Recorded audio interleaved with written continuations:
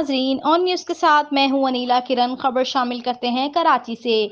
कराची में heat view का चौथा रोज, साल का गर्म तरीन दिन पारा 43 सेंटीग्रेड को छू गया। कराची महसूस किए जाने वाला दर्जा हरारत 46 सेंटीग्रेड तक चला गया।